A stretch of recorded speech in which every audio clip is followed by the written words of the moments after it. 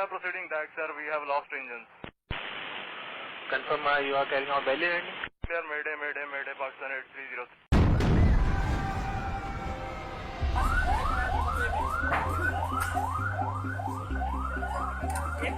जहाज़ का कैबिन का हिस्सा ऊपर मेरी छत पे था, बाकी विंग जो है ना ये ऊपर था।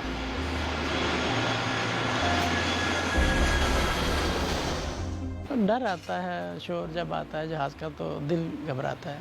PK 8303 का तैयारा 1 साल कबल मॉडल कॉलोनी के जिना एवेन्यू की इस गली में क्रैश हुआ था, जहां खुशकिस्मती से यहां रहने वालों का कोई जानी नुकसान तो नहीं हुआ, ताहम माली इमलाक को ज़रूर नुकसान पहुंचा है।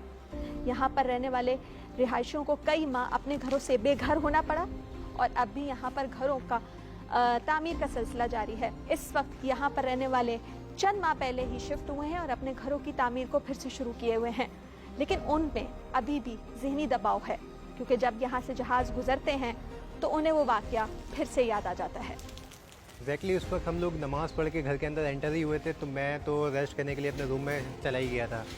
तो कुछ आइडिया नहीं, आउट ऑफ नोवेयर वो एक बस छत वगैरह गिरने लग गई और एकदम से कुछ ऐसा ब्लास्ट था वो जोर से, हमें तो आइडिया भी नहीं था कि ये प्लेन क्रैश हुआ है ना। बस हम किसी तरह अपनी जान वान बचा के जैसे ही घर से बाहर निकले तो गली में तो पूरी आग लगी हुई थी, हर तरफ आग ही आग थी, कुछ समझ नहीं आता कि क्या हुआ है।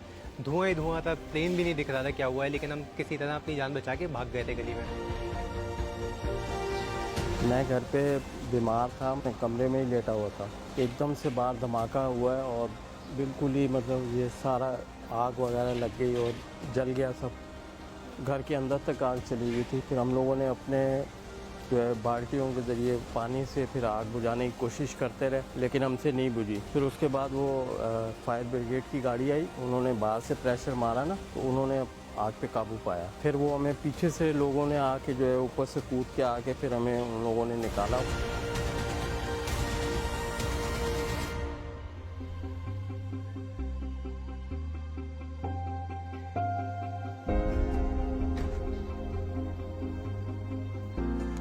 मैं उस गाड़ी में बैठने लगा हूँ, जैसे ही मैंने उसका डोर ओपन किया है उसके बाद एक बड़ा सा ब्लास्ट हुआ है। जब एयरबस गिरी है गली के बीच में और इसका कॉकपिट जो है मेरे ये दरवाजे के सामने हुआ है, उसका एक बहुत बड़ा ब्लास्ट हुआ है और उसके पार्टिकल्स जो हैं बिखरे हैं बहुत सारे। मैं उस ब्लास्ट की वजह से अनकॉन्शियस हो रहा हूँ, अनकॉन्शियस होकर मैं नीचे गिर गया। वो जो पार्टिकल्स थे वो मेरे ऊपर आए हैं, वो बिल्कुल तपते हुए पार्टिकल्स थे और हाइड्रोलिक ऑयल था क्या था, जिससे ये मेरा सारा चेहरा इफेक्ट हुआ।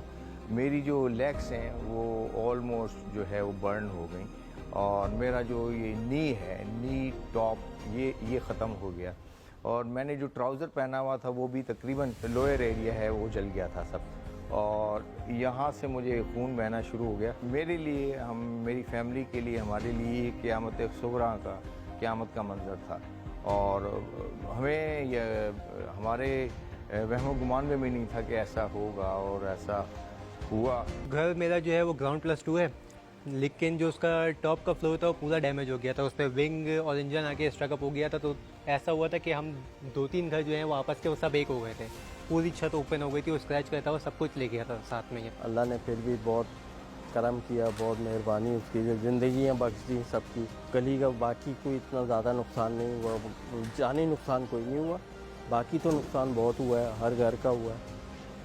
हमारे साथ साथ और भी बहुत सारे घर थे, 20-22 घरों का इसी तरह नुकसान हुआ है। सबसे पहले तो शुक्राने की नमाज़ पढ़ी थी कि इतना बड़ा इंसिडेंट हम लोग सर्वाइव कर गए, कोई कैजुअल्टी नहीं हुई यहाँ गली में, मतलब सब सर्वाइव कर गए। अगर आप देखते गली की कंडीशन तो कोई देख के बता नहीं सकता था कि यहाँ पे लोग बचे होंगे। बस वो शुक्र किया था हमने अल्लाह का और हैरान ही हो गए थे कि ये क्या हो गया, कैसे कैसे मौजज़ा हो गया था ये तो कि बच गए हम लोग।